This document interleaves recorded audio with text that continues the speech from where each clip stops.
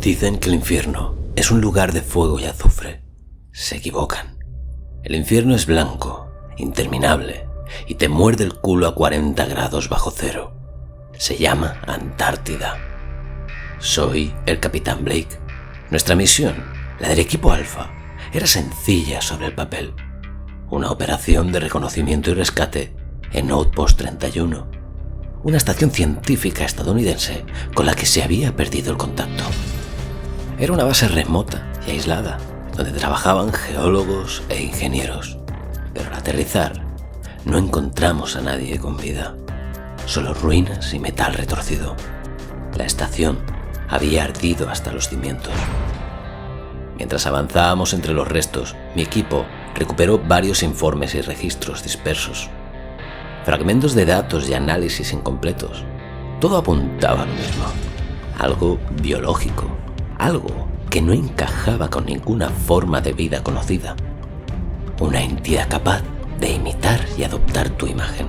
Una que no te mata, sino que te reemplaza célula por célula, hasta que esa cosa eres tú y tú dejas de existir. Entre los pasillos ennegrecidos vimos los primeros indicios. Pequeñas criaturas que se arrastraban entre los conductos. Retazos de cadáveres humanos que habían mutado en formas imposibles. Manos que habían desarrollado mandíbulas y torsos reducidos a masas de carne con patas. No eran grandes, pero eran rápidas, agresivas y parecían multiplicarse en la oscuridad.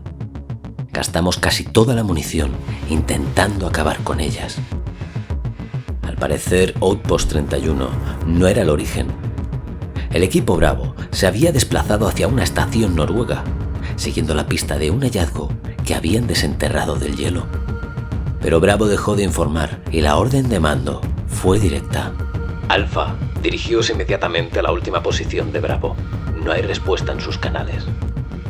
Fue antes de llegar a los barracones noruegos cuando lo vimos. El hielo se abría en un cráter irregular y en su interior descansaba una estructura metálica, angular, imposible.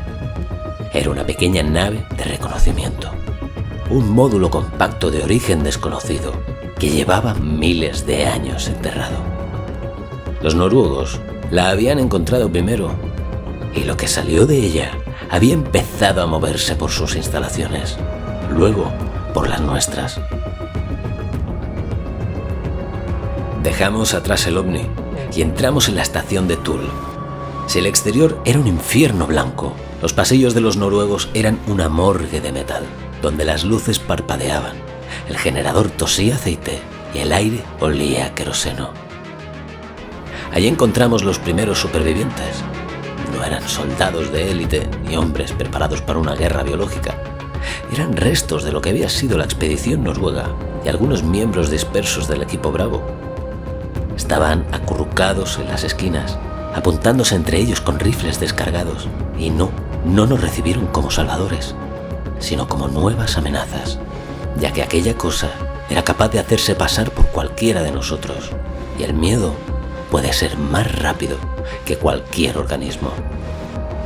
Fue entonces cuando encontramos los kits de prueba de sangre, la única herramienta capaz de revelar si debajo de la piel humana se escondía esa cosa, una jeringuilla que reaccionaba ante la sangre del impostor. Nadie confiaba en nadie, por lo que nos íbamos haciendo pruebas entre nuestro reducido grupo y así descartar la infección. Fue al encontrar a Carter, uno de los supervivientes, cuando mis hombres formaron un círculo a su alrededor y le obligaron a hacerse el test. Pinché su dedo y una gota de sangre espesa cayó en el reactor.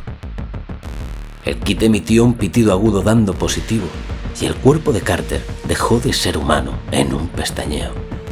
Sus costillas crujieron hacia afuera, rompiendo el uniforme como si fuera papel mojado. La mandíbula se abrió hasta el pecho y una masa de tentáculos y dientes brotó donde debería estar su cara. El hombre que hacía un segundo balbuceaba palabras en noruego ahora era una montaña de carne hambrienta, rugiendo con una voz que no venía de este mundo. El fuego fue lo único que lo detuvo. Pero la infección no fue la única que se cobró vidas. La Antártida y la paranoia matan tanto como la cosa. durante el trayecto entre los hangares, bajo una ventisca que te robaba la vista, algunos de mis hombres simplemente se perdieron.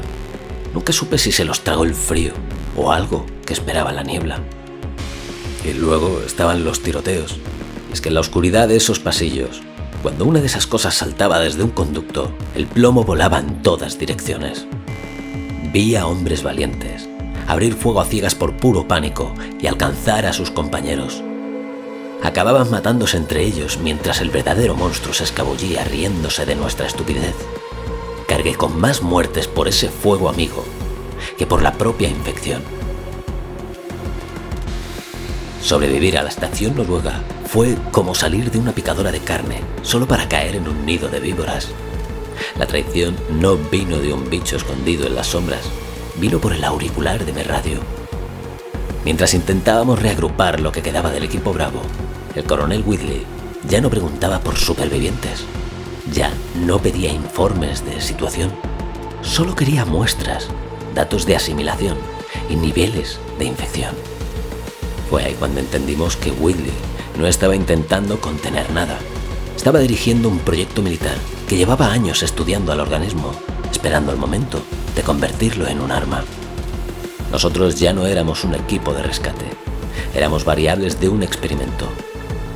Cuando llegamos a la base militar, lo vi claro. En la pista exterior, varios aviones de transporte estaban siendo preparados para despegar. No llevaban suministros ni personal evacuado, llevaban contenedores sellados con material biológico. Whitley quería sacarlo de la Antártida, por lo que tuve que ensuciarme las manos. Me moví entre los hangares bajo la lluvia de balas de los soldados que seguían obedeciendo a Whitley, convencidos de que yo era el traidor. Coloqué cargas explosivas en cada uno de los aviones mientras los francotiradores me buscaban. Mi intención era simple: si yo me hundía, ellos se hundirían conmigo, pero el organismo no saldría de allí. Cuando coloqué la última carga, el mundo se volvió loco. Tras las explosiones, el rugido de los motores muriendo se mezcló con los gritos de los soldados, y el calor de las llamas me empujó hacia el único lugar donde podía esconderme: los accesos a los niveles inferiores del complejo. Un mundo de acero quirúrgico y cristal templado. Antes de que pudiera adentrarme en el corazón de los laboratorios, el mundo se volvió negro. No fue un bicho, fue la culata de un fusil en la nuca. Me desperté en una celda de aislamiento, desarmado, sin equipo, sin galones y, lo peor de todo, solo. Aquello era un laboratorio militar disfrazado de instalación científica, pero tras el cristal no había ciencia, había ambición, la de un hombre que había dejado de ser soldado para convertirse en el profeta de un monstruo. Yo estaba en el vientre de la bestia, observado por cámaras de seguridad, como si fuera otra muestra más en su catálogo de horrores, y mientras intentaba forzar la salida de mi celda, el caos estalló. Los protocolos de contención fallaron y el organismo reclamó su trono, convirtiendo los laboratorios en una ratonera. Escapé aprovechando el pánico. Vi a científicos, técnicos y guardias corriendo por los pasillos, mientras las criaturas que ellos mismos habían estudiado se abrían paso entre puertas reventadas y cristales rotos. Conseguí recuperar mi equipo, sí, pero ya no era un capitán dando órdenes. Era un superviviente en un edificio donde la tecnología punta no servía de nada contra el hambre biológica. Fue al alcanzar los niveles inferiores donde el silencio se rompió de nuevo. En medio de una inmensa sala, rodeado de contenedores criogénicos, me topé con uno de los errores más grandes del proyecto de Whitley. Era una mutación masiva, una mole de carne y hueso retorcido. Sus extremidades eran demasiado largas, como si hubieran sido arrancadas de varios cuerpos y soldadas a la fuerza. Su piel era tan densa que las balas rebotaban como si disparara contra un muro húmedo, por lo que aproveché cada segundo para vaciar el lanzallamas y disfrutar viendo cómo esa aberración se retorcía de dolor. Bajé al sitio de la excavación original, donde una nave alienígena, una mucho más grande, estaba clavada en el hielo. Allí me esperaba el coronel Whitley. Ya no era un hombre, era un fanático que se había inyectado el virus, gritando que era el siguiente paso de la evolución. Lo que surgió de su uniforme fue una aberración colosal de 5 metros, una torre de carne y tentáculos que empezó a fusionarse con la propia estructura de la excavación. Yo estaba atrapado, sin escapatoria, hasta que el rugido de un rotor cortó la ventisca. Un helicóptero apareció de la nada. No sabía quién era, pero quería ayudarme a destrozar a la bestia. Por lo que me subí al patín del helicóptero mientras el piloto maniobraba en medio de la tormenta. Agarré la ametralladora de posición y apreté el gatillo. No hubo sutilezas.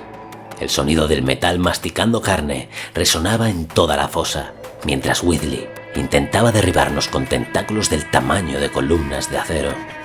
Era una montaña de biomasa que se negaba a morir.